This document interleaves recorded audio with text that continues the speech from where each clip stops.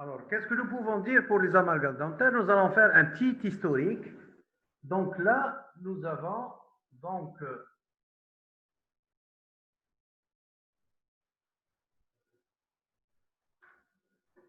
la première fois, c'est un Français qui est Pavot qui a proposé un type d'amalgame dès 1836.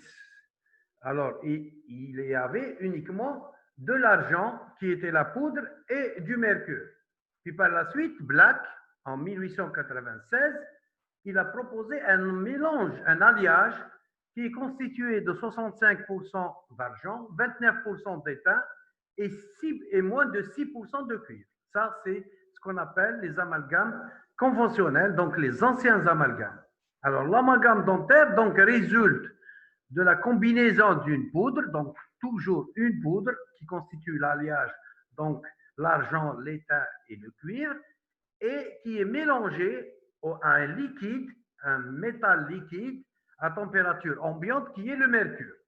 Alors, la qualité finale de l'obturation en amalgame dépend de diverses propriétés. Donc, elle dépend du type d'alliage. Donc, quel type d'alliage, puisque vous allez voir tout à l'heure, on va parler de plusieurs combinaisons d'alliages et de pourcentages qui vont être différents. Et on va arriver aux nouveaux amalgames qui ont des propriétés meilleures que les anciens. Et puis par la suite, donc ça dépend également de la manipulation, de l'utilisation donc de cet amalgame pour obtenir le meilleur résultat pour une restauration convenable puisque l'amalgame est utilisé uniquement pour la restauration des dents postérieures. Alors, vous avez différents amalgames dentaires. Alors, nous avons deux types. Donc, comme j'ai dit tout à l'heure, nous avons les amalgames à faible teneur en cuivre, dits conventionnels, donc anciens. Pourquoi? Parce qu'ils ont une faible teneur en cuivre. Elle est toujours inférieure à 12%. Et le plus souvent, même inférieure à 6%. Alors, vous avez donc la deuxième type d'amalgame, c'est les amalgames donc à haute teneur en cuivre, c'est-à-dire que le cuivre. Alors, c'est les amalgames à phase dispersée. Nous avons un alliage sphérique, c'est les meilleurs amalgames, avec 72% d'argent et 28% de cuivre. Alors, nous allons commencer pour voir un petit peu et parler des amalgames, les anciens, donc en faible teneur en cuivre. Alors, quelle est la composition? Donc, on a parlé tout à l'heure, on a dit qu'il y avait une poudre et un liquide. Alors, pour la poudre, vous avez de l'argent qui, avec des proportions de 40 à 70%, l'étain 22 à 30%, et le cuivre 1 à 6%, et le zinc inférieur à 2%. Et chaque élément de l'alliage va avoir des propriétés qu'il va fournir aux matériaux pour avoir un matériel qu'on pourra utiliser pour la restauration qui sera bon. Donc voilà, nous allons voir maintenant l'argent, qu'est-ce qu'il fait? Nous avons, il augmente la résistance, il augmente l'expansion de prise, il augmente la réactivité avec le mercure. Par contre, l'étain, il augmente le fluage, la contraction, il augmente la vitesse d'amalgamation et il augmente la corrosion, qui est un élément défavorable. Nous avons le cuivre qui augmente la dureté, qui augmente la résistance du matériau, qui augmente l'expansion de prise et qui augmente le ternissage. Par contre, le zinc, il permet une expansion retardée et une corrosion lorsque il est contaminé par l'eau ou bien par la salive. Alors, par contre, l'argent, il diminue le fluage, l'étain, il diminue la résistance, la dureté et la vitesse de prise, et le cuivre, il diminue le fluage. Donc, tous ces éléments, et c'est pour cela qu'on utilise plusieurs donc, alliages argent-cuivre. Chacun va apporter et améliorer et augmenter quelque chose, et on pallie à la diminution de l'un des composants par un autre qui va l'améliorer.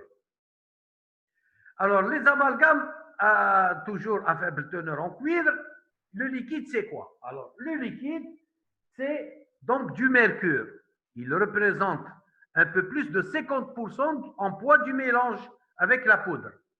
Il doit être utilisé très pur, sinon une couche de contamination en surface interfère avec la réaction. Donc, on aura un mauvais matériau. Alors, maintenant, nous allons définir un petit peu ce matériau. Donc, ce matériau est composé d'un alliage et on le mélange au mercure. Donc, la réaction de prise, donc il y a une réaction chimique qui va s'établir entre les différentes poudres d'alliage, argent, étain et cuivre, avec le mercure pour nous donner un autre élément qui va constituer l'amalgame. Alors, vous avez la réaction chimique qui est représentée ici. Vous avez gamma 1 qui est la gamma 1, c'est ça, c'est cette réaction chimique Ag3, Ag4. Gamma 1, elle est de 70%. Gamma, elle est de 20%. Et gamma 2, ici, SN8HG, elle est de 10% uniquement, avec un mélange de mercure de 50%. Alors, le problème, justement, au niveau de cette réaction chimique, ce qui va entraîner des inconvénients de ces anciens amalgames, c'est cette réaction ici, phase gamma 2. Cette gamma 2 va entraîner un mauvais matériau et nous allons voir que certains auteurs vont essayer de l'améliorer. Ici, nous avons donc cette réaction, toujours alliage mercure, gamma 1, gamma 2 et étain libre qui va se former. Donc, la phase gamma 1 cristallise en premier lieu, donc il y a une première réaction qui se fait en premier, puis il y aura la création de la gamma 2 qui se cristallise après la phase gamma 1, mais sa vitesse de cristallisation est plus rapide et elle rend un petit peu le matériau avec des inconvénients que nous verrons tout à l'heure. Alors, justement, les propriétés. Alors, du fait de la présence importante de cette gamma 2 dans cette réaction que nous avons vue tout à l'heure, cette gamma 2, après le mélange de l'alliage et du mercure, les anciens amalgames vont avoir une faible résistance à la corrosion, un fluage élevé, mécanique, donc des propriétés mécaniques insuffisantes, des tentatives ont été effectuées. Donc, suite à ces inconvénients qui sont majeurs et qui diminuent la qualité du matériau, donc il y a eu des expériences qui ont été faites et des auteurs ont donc essayé de créer un amalgame en modifiant la poudre et la granularité de la quantité de cuivre sans dépasser 12%. C'est-à-dire, on a augmenté le pourcentage de cuivre puisqu'il améliore ses propriétés et donc on aura un meilleur amalgame. C'est ce qu'on appelle donc les amalgames non gamma 2, c'est-à-dire c'est des amalgames où la réaction chimique est faite de telle manière qu'on n'obtient pas cette phase gamma 2. Alors maintenant, nous allons voir donc ces amalgames non gamma 2. Ces amalgames non gamma 2, donc où nous avons une forte teneur en cuivre supérieure à 12%. Alors, pardon, inférieure à 12%. Donc, il ne faut pas dépasser 12%. Alors, les amalgames à phase dispersée, la composition. Donc, cet alliage est sphérique, deux techniques, argent-cuivre. Alors, vous avez 72% d'argent et 28% de cuivre. Le mercure représente 50% de la poudre et donc ce qui veut nous donner une amélioration des propriétés mécaniques. Donc, nous obtenons un meilleur amalgame.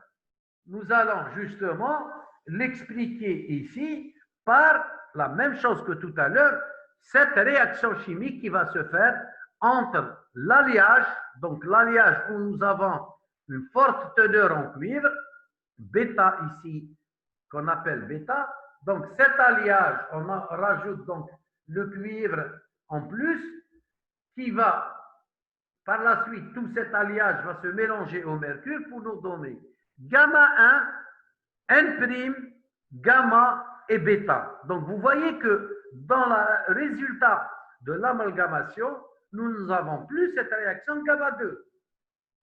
Donc, lors de la réaction de prise, il y a formation de cristaux Cu6SN5 qui se trouvent en majorité incorporés dans la phase gamma 1 et rend l'alliage plus résistant à la déformation.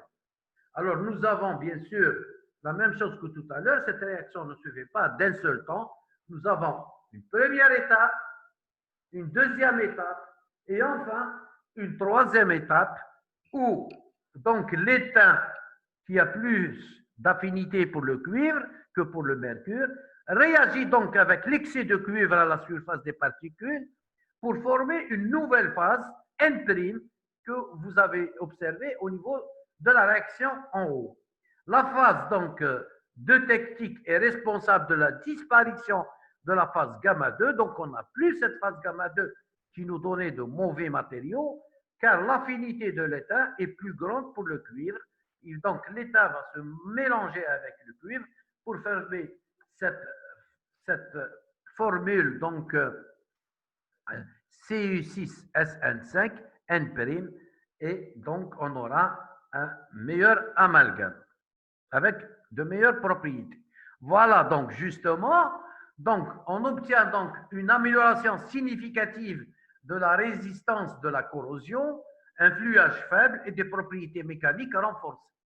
Les amalgames à phase dispersée démontrent une amélioration significative donc des propriétés mécaniques et électrochimiques, surtout parce qu'on les utilise surtout pour les dents postérieures, parce que les dents postérieures possèdent des forces de mastication très importantes. Donc, ces amalgames vont être des matériaux corrects pour réaliser de bonnes restaurations avec des propriétés mécaniques élevées.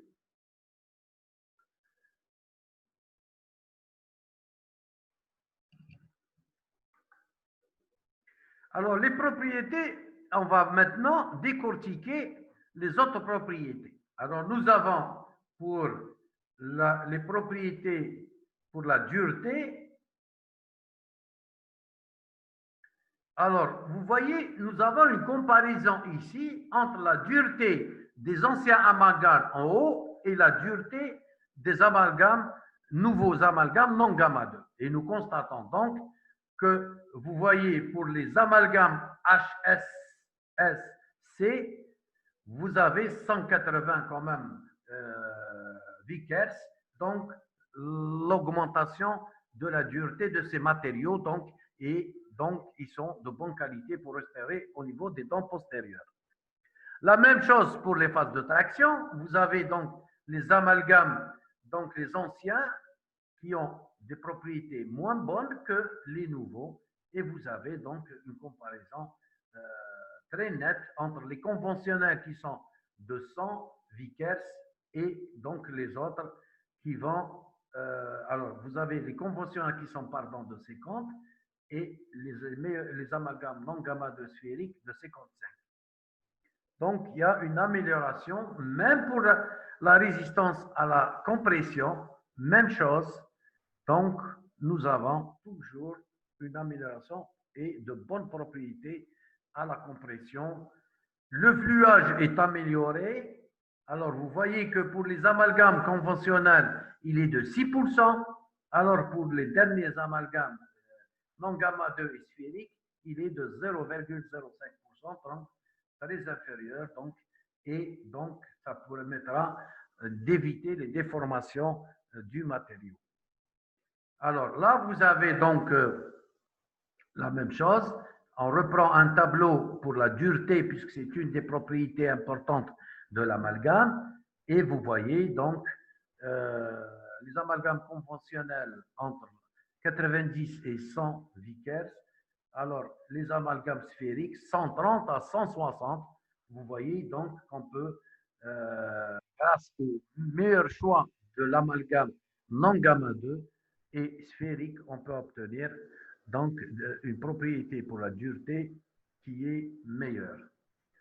Alors, donc, vous avez également d'autres critères ici. Donc, vous avez donc les amalgames non gamma 2 montrent une supériorité. Cette supériorité se manifeste dans le comportement clinique du matériau. Donc, le matériau il tient bien dans la cavité de la dent et en même temps, il a une moindre dégradation marginale des restaurations. Donc, automatiquement, donc vous avez à avoir une durée de vie de ce matériau qui va être plus longue et qui va tenir convenablement. Donc, il doit être le plus faible possible afin de conserver l'intégrité marginale. Donc, le problème qui se pose également entre le hiatus que je vous expliquais les cours précédents, donc cet espace entre le matériau et le tissu de la dent, donc il faut qu'il soit le plus minime possible pour éviter toute infiltration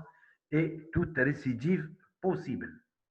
Alors, les propriétés physico-chimiques, donc pour les variations en cours de prise, donc pendant la réaction chimique que nous avons vue tout à l'heure, donc on peut alors avoir certaines propriétés qui vont être exploitées, telles que par exemple, donc nous pouvons dire que pour les variations dimensionnelles, l'amalgame ne présente aucune adhérence au tissu dentaire.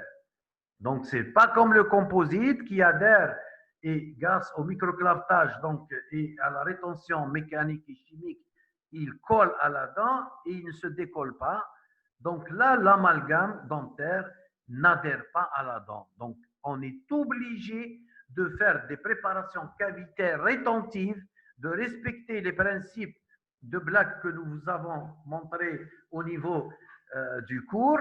Donc, dans les principes de taille des cavités, donc il faut que la cavité soit rétentive et en même temps stable. Donc, toutes les propriétés et tous les principes de rétention doivent être appliqués, que ce soit pour la classe 1, classe 2, etc. Donc, il faut que la cavité soit rétentive pour maintenir le matériau dans la cavité puisqu'il ne colle pas à la dent. Alors, nous avons également une légère expansion et la plupart des amalgames modernes montrent une nette contraction après trituration mécanique. Donc, quand même, nous avons une contraction et c'est pour cela donc qu'on doit faire attention et faire correctement nos tailles de cavité. Alors, nous avons également une contamination de la salive, donc de l'humidité. Si un amalgame donc et rentre en contact avec la salive, lors de la manipulation par exemple, ou lors de dépôt du matériau au niveau de la cavité de la dent, donc le matériau est contaminé. Et donc, on peut observer par la suite des fractures au niveau donc des parois, des fractures de l'amalgame. Et donc, pour éviter tous ces inconvénients, nous sommes obligés lors de l'acte opératoire, des étapes de la mise en place d'un amalgame, de mettre une digue. Donc, un isolement doit être parfait.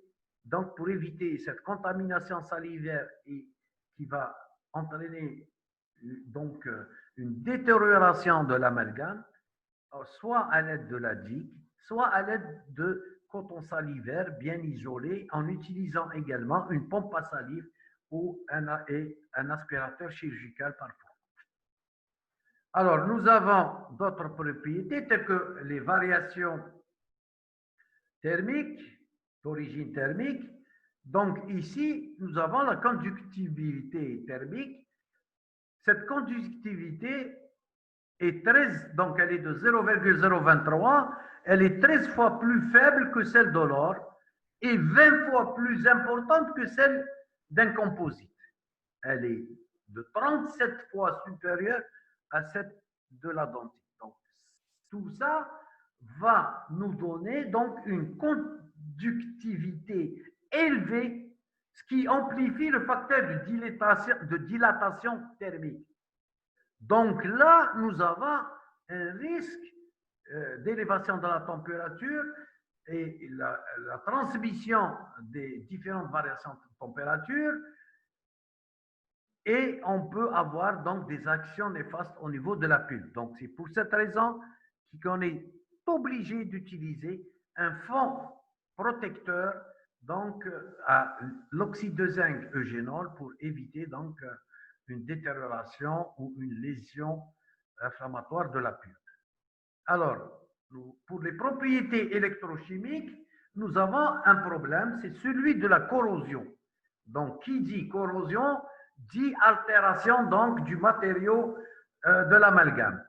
Et nous avons vu tout à l'heure, donc, qui se détériorait au contact de la salive, et nous avons également donc un problème de corrosion.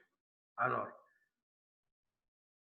le couplage donc galvanique peut provenir d'associations entre amalgame et or, mais également entre amalgame conventionnel ou encore entre amalgames d'âge différents caractérisés par des potentiels de repos différents. Donc, nous avons un effet électrogalvanique, c'est quand, par exemple, deux obturations à l'amalgame rentrent en contact, donc nous pouvons avoir un effet, ce qu'on appelle un électrogalvanisme avec une petite décharge électrique, et on peut avoir une détérioration donc du matériau et en même temps une sensation désagréable pour le patient.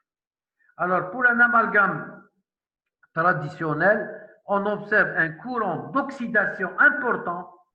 Pour les amalgames donc sphériques, HCSC, l'intensité du courant de corrosion est 35 fois plus faible. Donc, on sera amené à utiliser des amalgames toujours non gamma 2 et avec une granulométrie sphérique pour avoir donc une diminution des phénomènes de corrosion.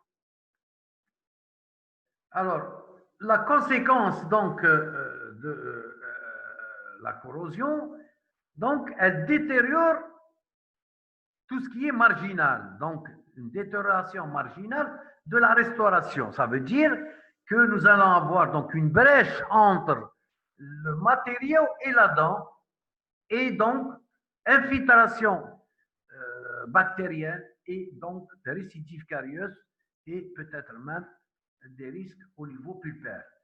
Donc, il faut faire très attention, et donc lorsqu'on utilise l'amalgame, il faut toujours respecter les étapes et respecter les bonnes conditions, le choix d'un bon amalgame et l'isolement parfait donc du champ opératoire, et une bonne et respecter les étapes qu'il faut pour éviter donc tous ces effets, pour ne pas détériorer ces matériaux. Alors, maintenant, les propriétés biologiques des amalgames. Les amalgames présentent quand même un pouvoir cytotoxique. Donc, ils sont toxiques. Pourquoi? Parce que nous avons le liquide qui est le mercure. Et donc, le mercure est un petit peu toxique. Donc, et c'est pour cela, dans certains pays, ils ont même pensé à supprimer l'amalgame à cause de la toxicité du mercure.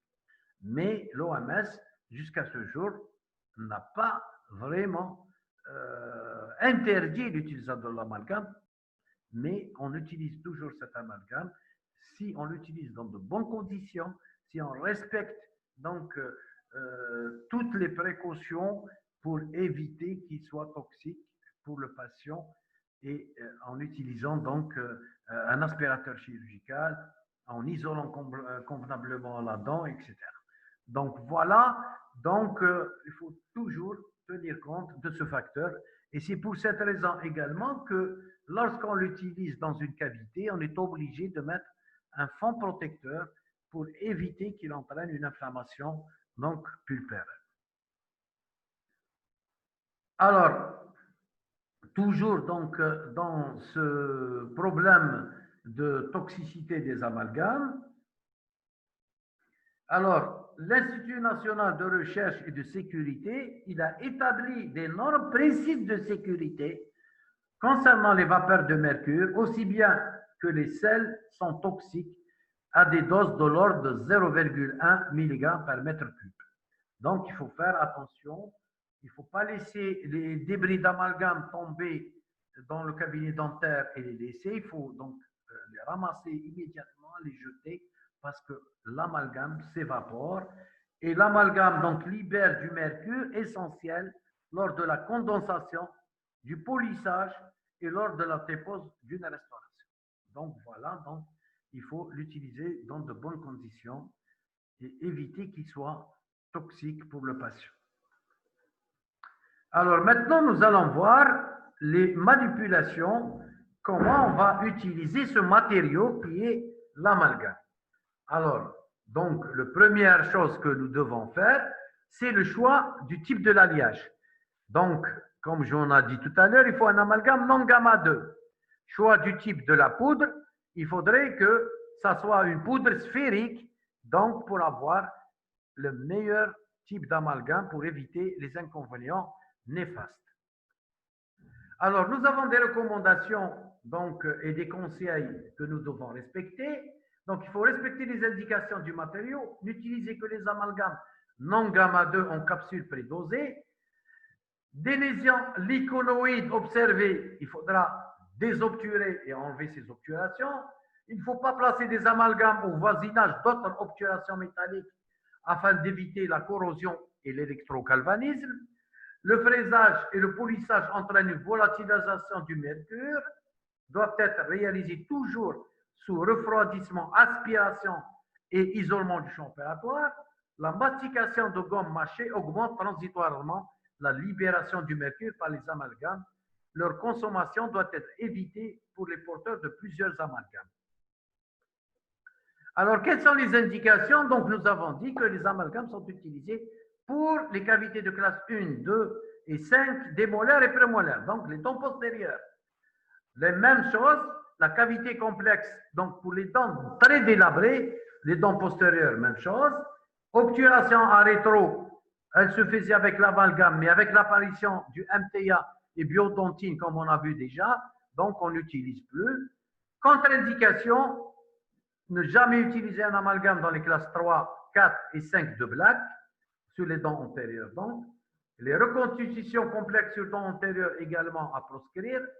Et cavité à parois minces et fragiles, même sur dents postérieures, on ne l'utilise pas parce qu'il va entraîner des fractures suite à la contraction pendant la prise. Et éviter, bien sûr, le bimétallisme, donc de contact entre les deux amalgames qui sont voisins ou surtout qui font face à face. Alors, quelles sont les étapes pour la réalisation d'un amalgame? Donc, commencez par l'isolement du champ opératoire, toujours la digue ou coton salivaire plus pompe à salive et aspirateur. Obturation de la cavité et curetage dentinaire. Nettoyage et asséchage, mise en place d'un fond protecteur oxyde de zinc génère. Toujours utiliser un fond protecteur. Jamais utiliser l'hydroxydification, toujours l'oxyde de zinc eugénol. Mise en place du matrice et d'un cône de bois. Trituration, donc mélange à l'aide d'un appareil amalgamateur en utilisant des capsules prédosées. Et enfin, mise en place des différentes portions d'amalgame, une après l'autre. Alors, l'opération transport condensation sera progressive. Présculpture, donc on va reproduire l'anatomie avant qu'il y ait diocèse. Et puis par la suite, on fait un polissage avec des brunes soie. Puis on enlève la matrice, le porte-matrice 6Q classe 2. Vérification de l'occlusion. Et après 48 heures, on fait la sculpture retardée. Donc on reproduit et on finit l'anatomie exacte de la dent. Polissage avec des coupures en caoutchouc, des pierres ponces. Et enfin, un lustrage avec des brossettes. Ici, vous avez la représentation donc, des cavités de classe 1 et de classe 2. Vous voyez comment on fait une taille de classe 1 et classe 2. Là, vous avez donc la classe 1, il faut que ce soit rétentive. Profondeur supérieure à la largeur, forme en papillon, queue de papillon. Même chose ici quand on respecte le pont d'émail pour le molaire supérieur. Ici, classe 2, donc on a un isme, et vous voyez donc une cavité secondaire qui est créée pour assurer la tension de la cavité principale. Principale, proximale et secondaire occlusale.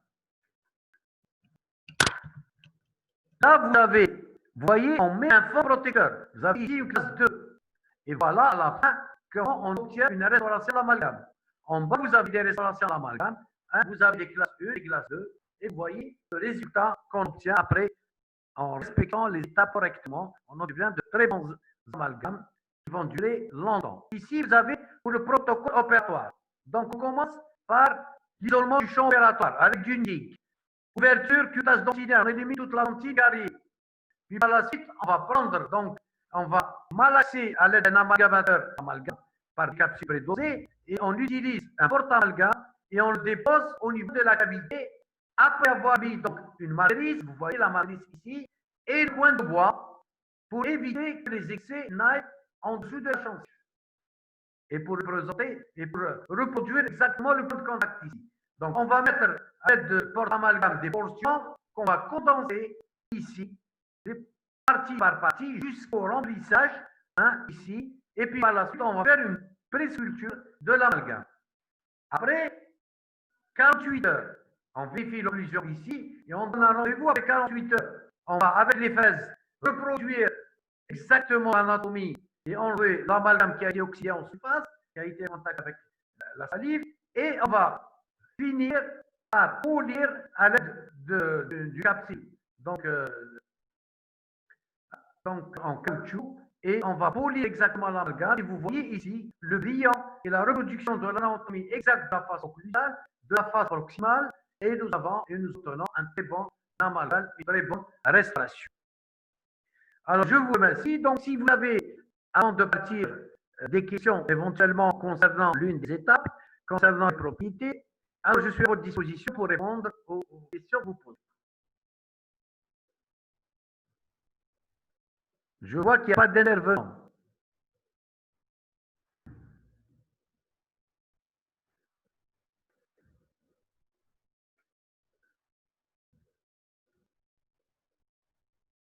Donc, s'il n'y a pas de questions, donc éventuellement, je vous remercie. Et donc, la prochaine fois, nous allons voir quels sont les matériaux que nous utilisons pour obturer les canaux. Donc, suite à une dépulpation, que ce soit dans le cas d'une pulpite, que ce soit dans le cas d'une nécrose au niveau de la pulpe. Donc là, nous allons faire un traitement canalaire et on obtient avec cet matériau que nous verrons la prochaine fois.